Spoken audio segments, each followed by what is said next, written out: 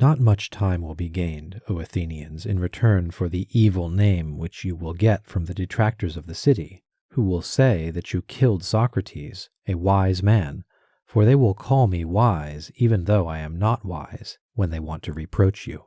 If you had waited a little while, your desire would have been fulfilled in the course of nature, for I am far advanced in years, as you may perceive, and not far from death. I am speaking now only to those of you who have condemned me to death, and I have another thing to say to them. You think that I was convicted through deficiency of words. I mean that if I had thought fit to leave nothing undone, nothing unsaid, I might have gained an acquittal. Not so. The deficiency which led to my conviction was not of words, certainly not. But I had not the boldness or impudence or inclination to address you as you would have liked me to address you, weeping and wailing and lamenting, and saying and doing many things which you have been accustomed to hear from others, and which, as I say, are unworthy of me. But I thought that I ought not to do anything common or mean in the hour of danger, nor do I now repent of the manner of my defense, and I would rather die having spoken after my manner than speak in your manner and live. For neither in war nor yet at law ought any man to use every way of escaping death. For often in battle there is no doubt that if a man will throw away his arms and fall on his knees before his pursuers, he may escape death. And in other dangers there are other ways of escaping death, if a man is willing to say and do anything. The difficulty, my friends, is not in avoiding death, but in avoiding unrighteousness, for that runs faster than death.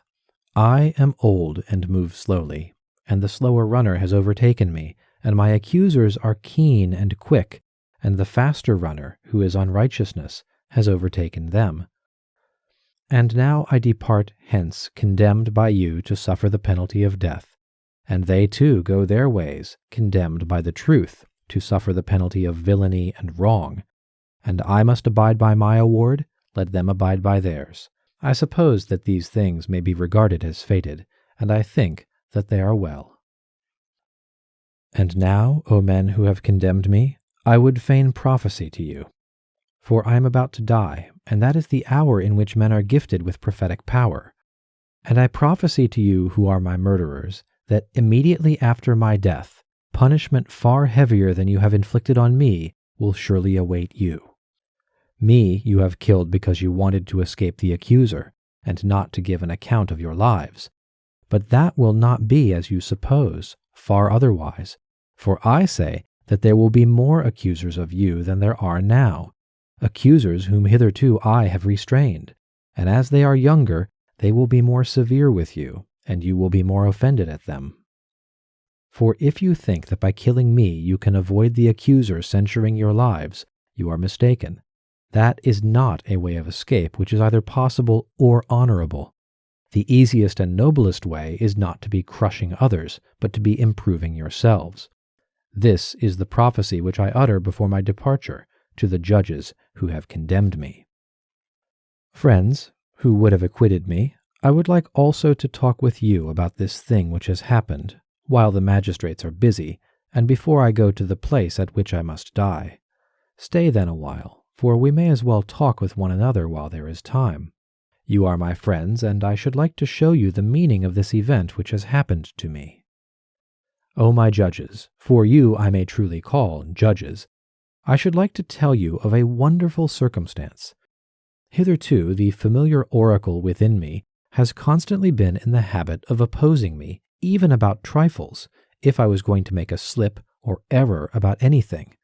And now, as you see, there has come upon me that which may be thought, and is generally believed to be, the last and worst evil. But the oracle made no sign of opposition, either as I was leaving my house and going out in the morning, or when I was going up into this court, or while I was speaking, at anything which I was going to say. And yet I have often been stopped in the middle of a speech.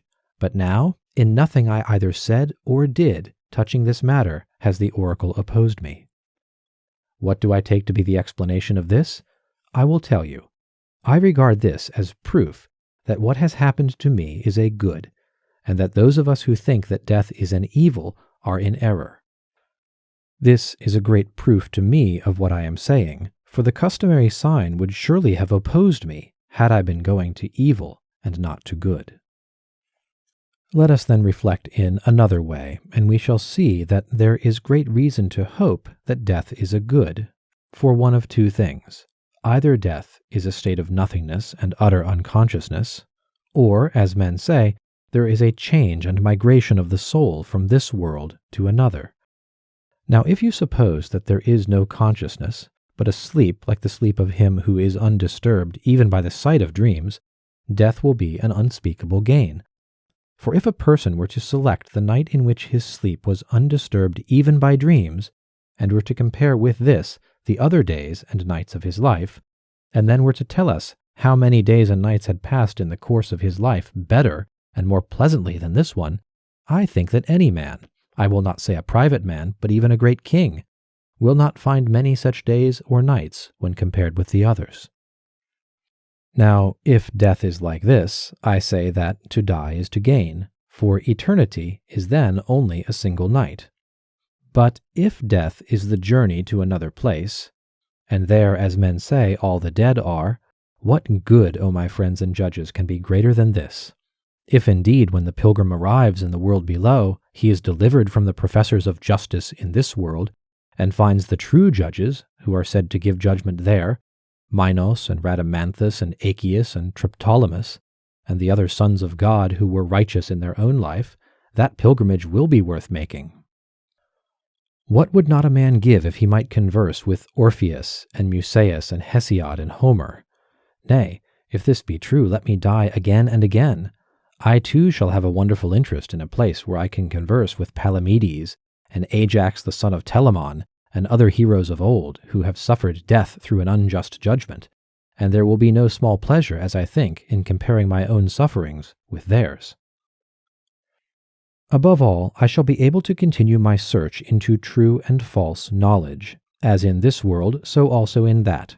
I shall find out who is wise, and who pretends to be wise and is not. What would not a man give, O judges, to be able to examine the leader of the great Trojan expedition, or Odysseus, or Sisyphus, or numberless others, men and women too? What infinite delight would there be in conversing with them and asking them questions? For in that world they do not put a man to death for this, certainly not. For besides being happier in that world than in this, they will be immortal, if what is said is true. Wherefore, O judges, be of good cheer about death, and know that this is a truth, that no evil can happen to a good man, either in life or after death. He and his are not neglected by the gods, nor has my own approaching end happened by mere chance. But I see clearly that to die and be released was better for me, and therefore the oracle gave no sign. For which reason also I am not angry with my accusers, or my condemners. They have done me no harm, although neither of them meant to do me any good, and for this I may gently blame them. Still, I have a favor to ask of them. When my sons are grown up, I would ask you, O my friends, to punish them, and I would have you trouble them as I have troubled you, if they seem to care about riches or anything more than about virtue, or if they pretend to be something when they are really nothing. Then reprove them as I have reproved you, for not caring about that which they ought to care, and thinking that they are something when they are really nothing. And if you do this, I and my sons will have received justice at your hands. The hour of departure has arrived, and we go our ways, I to die, and you to live. Which is better, God only knows.